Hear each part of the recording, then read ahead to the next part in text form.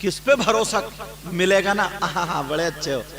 अभी आ रही है ईद रमजान के बाद, ऐसा सीने मिलेगा जैसे सरकारी बकरा जटे मार रहा है, समझे? ऐसा सीने मिलेगा, ऐसा सीने मिलते मिलते और फिर कहेगा हाँ था ऐसा, चौराहे पे खड़े होकर बुराई कर देगा। ये अंदर से दिल साफ क्यों नहीं होता? कुरान में एक आयत है, इजाजत हो तो सैयद साहब बताऊं, इन्ना सलाता तन्हा अनिल फाशाई वल मुनकर, बेशक नमाज बेहयाई और बुरी बातों से रोकती है। तो चोरी करना बुरी बात या अच्छी बात बोलो? झूठ बोलना, किसी को सताना और चोरी करना। तो तुम्हारी मस्जिद की सीढ़ियों से कभी चप्पलें नहीं चुरी? कौन ले गया? नमाजी ले गया कोई। और कुरान कहता है कि नमाज बुरी बातों से रोकती है और इधर काम जारी है। सोचने की बात है। माज़ अल्लाह, मेरी तौबा अल्लाह, क्या कुरान झूठा हो सकता है? हमारी नमाज नमाज नहीं है, खाली डक्के मार रहा खाली। अभी रमजान में देखियो तुम, पीछे वाली सब तो धक्का मुक्की में ही चल रही है, धक्का मुक्की में। और कुछ नौजवान भी एक दूसरे को धकियाने में लगे पड़े हैं और सलाम फेर दे ही बोले ए बच्चों, ए बच्चों, और है खुद। एक बच्चे ने पकड़वा दिया, बोले हमें क्या कह रहा हो, तुम ही तो धक्का मार रहे थे। अब बता, अभी रमजान आ रहे, हजरत कह के कहे कि रमजान की तैयारी कर लियो। कितनी तैयारी होगी बताऊं? और माफ करना, बाज बाज हाफिज भी ऐसा है, उसकी भी बड़ी पिटाई होगी। कब्र में उस हाफिज की भी बहुत पिटाई होगी। नियत बांधी, अल्लाह अकबर, मुत्तकीन यामलून तामलून, अल्लाह अकबर। 20 मिनट में तरावी 1.5 पार से पार। सारे मुक्तदी बोले हाफिज बहुत बढ़िया हाफिज। ऐसा सुनना और पढ़ना दोनों हराम।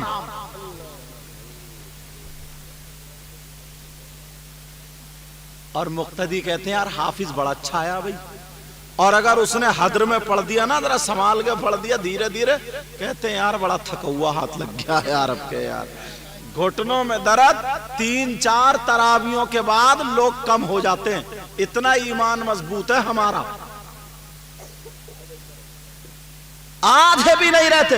जाली ने पीछे से जाकर के सलाम किया, अस्सलामु अलैकुम व रहमतुल्लाह।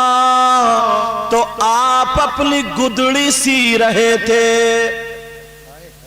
और जवाब दे दिया, पीछे को देखा नहीं, जवाब दे दिया वालेकुमुस्सलाम मोहम्मद गज्जाली। का पता कैसे चला? बोले सदरी में अशरफिये लगाने से नहीं, बल्कि पेमद लगाने से पता चलता है। सुभान अल्लाह, सुभान अल्लाह, क्या बात है, बहुत।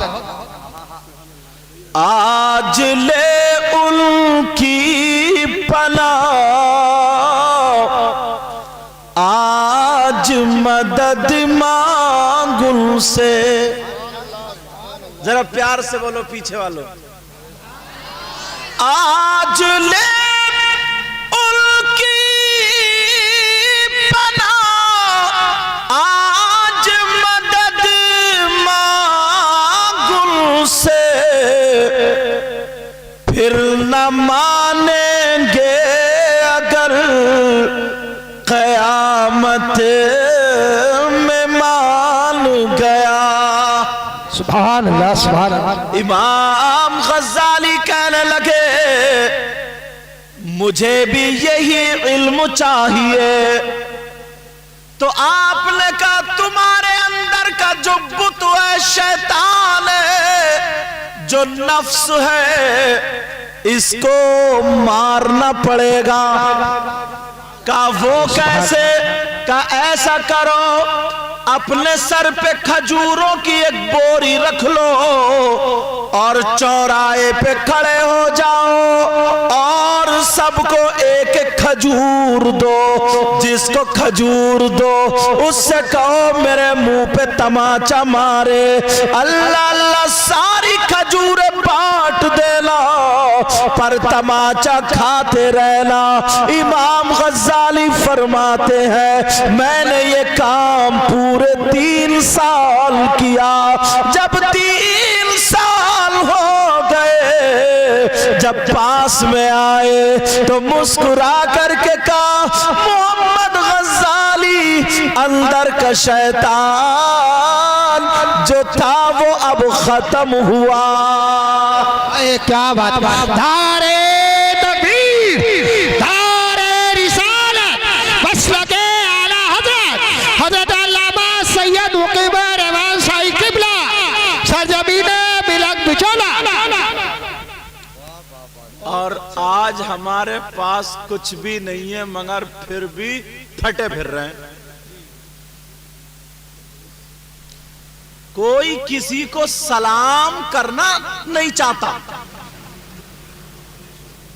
अगर 4 पैसे आ जाए तो मजदूर चाहे दाढ़ी वाला हो या नमाजी हो उसको सलाम नहीं करता।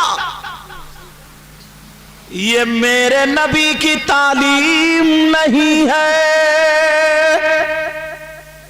नबी की तालीम क्या बताऊं, ये बात मैंने अपनी कई मर्तबा तकरीरों में कही है मगर यहां मौका महल से फिट हो रही है।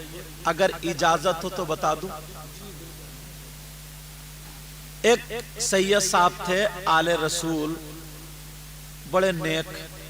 उनसे पूछा हुजूर आपको विलायत कैसे मिली, आप वली कैसे हुए? अब इस बात को देखना। उन्होंने सोचा बताएंगे कि मैं रातों रात कुरान पढ़ता था, रातों रात नमाजें पढ़। आजकल तो लोग अगर थोड़ा अच्छा ख्वाब देख लेना तो 2-4 चौराहों पे कह डालते थे मैंने रात ख्वाब देखा है। ये आलम हो गया। बोलो है कि नहीं है? न पिद्दी का शोर हुआ और ख्वाब के जरिए ही बिल्कुल मुजस्समा बना पड़ा। हो क्या गया इंसान को? उन सैयद साहब से पूछा गया कहा कि ये बताओ आपको विलायत कैसे मिली, वली कैसे हुए? तो सुनो, उन्होंने जवाब ये नहीं दिया बेटा मैं रातों रात कुरान पढ़ता था, मस्जिद में रहता था। नहीं, वो क्या कहते हैं सुनो। उनके मजार पे भी शायर साहब में गया। उनका नाम सैयद अहमद कबीर रिफाई है और ये वो अल्लाह के मुकद्दस बरगुजीदा बंदे हैं कि अपने नाना से इन्होंने कहा कि मैं उस वक्त यहां से जाऊंगा, पहले मैं आपसे मुसाफा करूंगा। तो इनके लिए मेरे आका का हाथ निकल के आया था। ये कहते हैं मुझे विलायत कैसे मिली सुनो। कह रहे एक मर्तबा मैं फजर की नमाज घर पे पढ़ के आ गया मगर मेरा दिल घबराने लगा और जैसे ही दिल घबराया मैंने सूरह यासीन पढ़ी और पढ़ने के बाद पानी पे दम की और पी लिया। मगर फिर भी थोड़े दिल में रही। सोचा चलो बाहर की हवा ले लूं। और जब बाहर को गए तो देखा एक कुत्ता था। कुत्ता कौन था बोलो? उसकी जबान बाहर निकली पड़ी थी और उसके मुंह में झाग थे। कुत्ता लंबी लंबी सांसें ले रहा था, लोगों के पांवों में जा रहा था मगर कोई पत्थर मार के भगा दे, कोई डंडा मार के भगा दे, कोई पांव मार के भगा दे।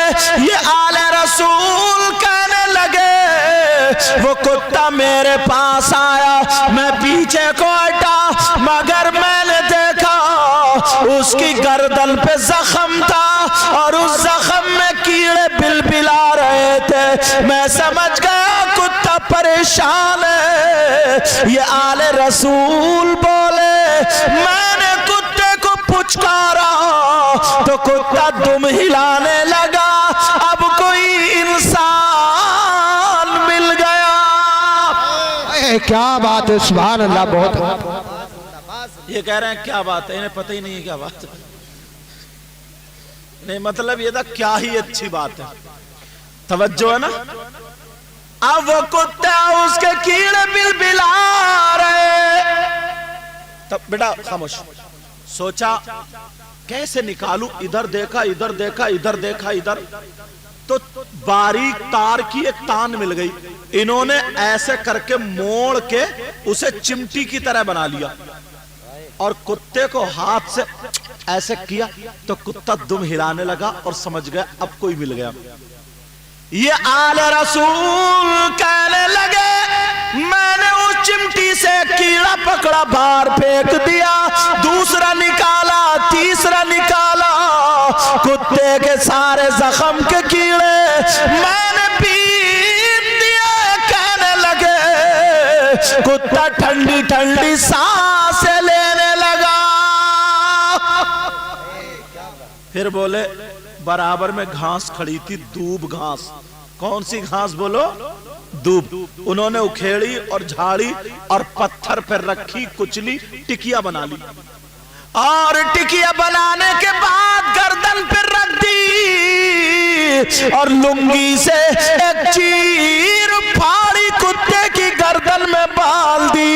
ये आले रसूल बोले मेरा ये काम करना अल्लाह को इतना पसंद आया, इतना पसंद आया, जैसे जैसे कुत्ते का जख्म भरता गया अल्लाह मुझे ऊंचा मकाम अता करता गया।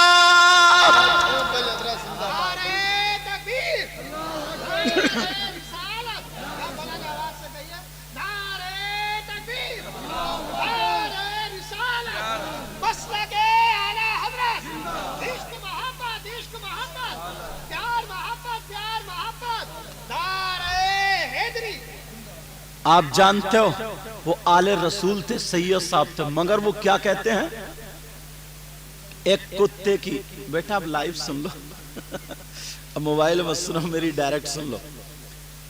कुत्ते के कीड़े निकालने पर एक छोटा सा काम अल्लाह ने उनको वली बना दिया।